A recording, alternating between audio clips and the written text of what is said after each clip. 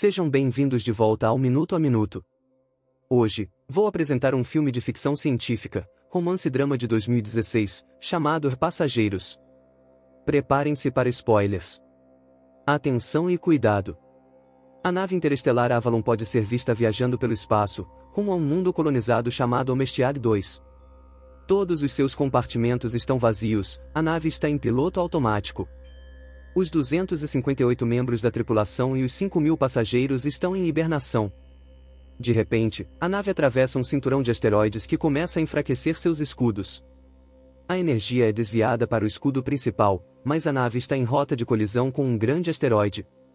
Subitamente, o asteroide colide com a nave, causando várias falhas. A nave inicia autorreparos, mas uma das cápsulas de hibernação é ativada. O passageiro despertado é Jim Preston, um engenheiro mecânico.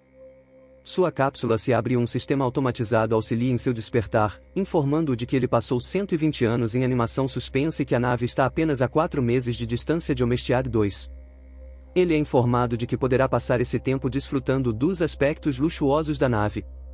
Jim recebe instruções sobre sua pulseira de identificação, sua cabine e as principais atividades das quais participará antes da chegada ao planeta. Animado e nervoso para conhecer as pessoas na nave, ele se prepara, sai de sua cabine e entra em uma aula automatizada destinada a um grupo inteiro de aprendizado. Jim parece um pouco ansioso, enquanto o holograma explica a situação na Terra, chamando-a de superpopulosa, cara e superestimada. Ele é orientado a guardar suas perguntas para o final da aula, mas Jim continua perguntando por que ele é o único ali. Ele percebe que o holograma não pode responder e vai em busca de outras pessoas. Ele chega ao principal corredor da nave. Lá também não há ninguém, mas um balcão de informações automatizado oferece ajuda. Jim pede para falar com uma pessoa real e é direcionado para falar com um comissário, mas ao descobrir que lá também não há ninguém, ele pede para falar com o capitão. Quando chega à ponte de comando, embora não tenha acesso para entrar, ele consegue ver que nenhum dos principais membros da tripulação está acordado. Jim eventualmente vai ao observatório, onde descobre que a nave está, na verdade, a 90 anos de distância de Omestiad 2. Ele percebe que acordou cedo demais, então corre de volta ao corredor e envia uma mensagem para a Terra perguntando o que deve fazer, pois não sabe como voltar à hibernação. O sistema de comunicações informa que a ligação para a Terra levaria aproximadamente 55 anos para obter uma resposta. Jim fica devastado. Ele anda pela nave e encontra o bar, onde vê outra pessoa. Ao conversar com o bartender, algo parece estranho nele. Quando vai pegar uma bebida, Jim percebe que ele é um androide. Seu nome é Arthur. Jim quer obter mais informações dele, mas nem mesmo consegue explicar ao androide como é possível que ele esteja lá antes do tempo. No dia seguinte, Jim acorda em sua cabine e vai à cantina, onde rapidamente percebe que a maioria dos itens do menu é reservada apenas para passageiros da classe ouro. Ele pega seu café simples e tenta descobrir como consertar sua câmara de hibernação. Depois de reunir todas as ferramentas, ele consegue fazer o sistema funcionar e se deita dentro da cápsula. Mas nada acontece. Em seguida, ele decide usar as ferramentas que encontrou para entrar nas câmaras de hibernação da tripulação. Isso também não funciona. Pequenos defeitos ocorrem pela nave. Jim continua voltando ao bar para beber, mas principalmente para conversar com Arthur. O androide lhe dá alguns conselhos que o convencem a invadir uma das cabines da classe ouro e tentar se divertir um pouco na nave. Jim experimenta todos os restaurantes, jogos e o sistema de entretenimento. Mas, conforme o tempo passa, ele se torna cada vez mais miserável por estar lá sozinho. Um dia, ele fica bêbado e vaga pelos corredores das cápsulas de hibernação, quando tropeça numa anticâmara com trajes espaciais projetados para caminhadas no espaço. Jim veste um traje e vai para a anticâmara, aciona uma alavanca e depois o botão para abrir a porta da anticâmara. Uma vez fora da nave, ele fica fascinado pela vista. Ele é o único ser humano consciente vivenciando aquele momento. Jim solta os ímãs de suas botas e flutua no espaço, sentindo-se devastado. Ele volta para dentro, tira o traje, mas retorna à anticâmara sem ele. Ele puxa a alavanca, pronto para terminar tudo, mas muda de ideia no último momento, corre para dentro e escorrega numa garrafa. Jim se levanta e é instantaneamente atraído por uma mulher em uma das cápsulas, chamada Aurora. Ele procura os arquivos dela no diretório e ouve sua entrevista como passageira, ficando encantado por ela. Mais tarde, ele é visto sentado ao lado de sua cápsula, ainda ouvindo suas entrevistas. De volta ao bar, ele está lendo alguns de seus trabalhos e conversando com Arthur sobre a escrita dela. Ele fica obcecado com a ironia de sua situação, indo para outro planeta em busca de uma vida melhor, acordando cedo e não chegando lá, e encontrando sua mulher perfeita, apenas para ela estar fora de alcance. Jim continua pensando nela e começa a ter a ideia de acordá-la também. Ele conversa sobre isso com o androide, mas ele não entende o dilema. Se ele a acordar por seu próprio benefício, estaria condenando-a a ficar lá com ele, para morrer na nave. Jim decide inicialmente não fazer isso, mas com o tempo, ele não consegue deixar de pensar nisso, até que um dia, ele muda de ideia. Ele vai até a cápsula dela e consegue ativá-la. Enquanto ela acorda e passa pelo mesmo processo que ele passou, Jim se esconde e volta para seu quarto. Um pouco mais tarde, ele vai ao corredor principal, na esperança de encontrá-la. E lá está ela, tão confusa quanto ele estava há um ano. Jim lhe diz que eles são os únicos acordados e a leva ao observatório. Em seguida, ele lhe diz que não consegue acessar nem a tripulação, nem os comandos principais da nave. Aurora se desespera e quer voltar para sua cápsula. Quando chegam lá, Jim explica que não há equipamento especial na nave que possa ajudá-los a voltar à hibernação, efetivamente dizendo a ela que estão presos. Eles voltam ao corredor e ele diz a ela que deveria descansar, já que acabou de sair da hibernação. Ela sente pena dele, por ter passado mais de um ano sozinho na nave. Jim volta ao bar, sentindo-se arrependido pelo que fez. Ele pede a Arthur que não conte a Aurora que foi ele quem a acordou. No dia seguinte, Aurora acorda. Ela volta ao corredor e pergunta ao balcão de informações automatizado sobre as cápsulas de hibernação. Jim se junta a ela e eles vão tomar café da manhã. Ao saírem, o balcão de informações apresenta algum tipo de mau funcionamento. Na cantina, Aurora percebe que Jim tem comido o mesmo café da manhã por mais de um ano e lhe oferece um dos cardápios da classe ouro.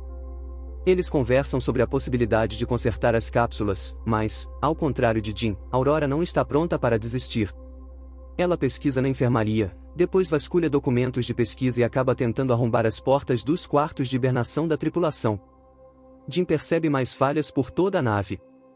Algum tempo depois, Aurora lamenta sua vida na Avalon. Ela escreve, corre ao redor da nave e nada na piscina, tornando-se cada vez mais consciente de sua situação. Ela vai à cantina para entrevistar Jim, pensando que sua história poderia ser interessante. Ela pergunta por que ele migrou para a colônia. Jim responde inicialmente com slogans da empresa, mas depois explica mais profundamente que espera que no novo mundo ele possa ser alguém, que possa construir uma vida. Mais tarde, eles acabam no observatório e Aurora finalmente compartilha seu motivo para estar lá. Diferente dos outros passageiros na nave, ela tem um bilhete de ida e volta. Sua ideia era ir para o Mestiad, viver lá por um ano e voltar para a Terra, para se tornar a primeira jornalista a fazer isso, escrevendo a maior história que já existiu. Aurora lentamente desiste de encontrar uma maneira de consertar seu dilema atual e Jim descobre uma maneira de animá-la. Ele a leva para dançar, ao cinema e à quadra de basquete. Por fim, ele a leva ao bar para conhecer Arthur. Ela relaxa por um momento, até se lembrar de sua situação. Jim fica sozinho com o androide, sentindo-se terrível pelo que fez a ela. No momento seguinte, ele é visto mexendo em algo e então a outra Aurora entra no observatório e encontra uma miniatura do edifício Chrysler que ele fez para ela. Algum tempo depois, eles saem para um encontro no bar. Eles jantam e compartilham histórias sobre suas vidas. Ela conta a ele que seu pai morreu quando ela era adolescente. Após o jantar, Jim leva Aurora à anticâmara e eles vestem os trajes espaciais. Eles saem para uma caminhada espacial juntos. Jim finalmente tem alguém com quem compartilhar essa experiência magnífica. Jim desliga os ímãs de suas botas e eles flutuam juntos no espaço. Eles voltam para dentro e imediatamente se beijam, retiram-se para a cabine dele e dormem juntos. Logo depois, eles começam a viver como um casal. Aurora se muda para a cabine dele e escreve sobre sua vida na nave. Eles correm juntos, comem juntos, dormem juntos. Jim explora mais a nave e encontra a baía de hidroponia. Ele traz flores para Aurora. Um dia a nave passa por um gigante vermelho e eles vão ao observatório para vê-lo. É o aniversário de Aurora, então, mais tarde naquela noite, eles comemoram em um dos muitos restaurantes da nave e depois no bar. Jim vai ao banheiro e prepara o anel que fez para Aurora, enquanto ela fica no bar conversando com Arthur. O androide, sem saber que ainda deveria manter isso em segredo, conta a Aurora que Jim acordou intencionalmente. De repente, Jim volta e ela o confronta em total descrença. Ela foge furiosa e em pânico. Jim volta à sua cabine e encontra todas as coisas dela desaparecidas. Ele a encontra na cantina no dia seguinte, mas no momento em que ele fala, ela foge. A Aurora está desesperada. Uma noite, ela vai até a cabine de Jim, batendo e chutando-o, querendo matá-lo. Falando com ela pelo comunicador, pois ela continua evitando-o, Jim tenta se desculpar e explicar suas ações.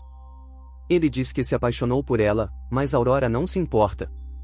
Ela não pode perdoá-lo por ter tirado sua vida.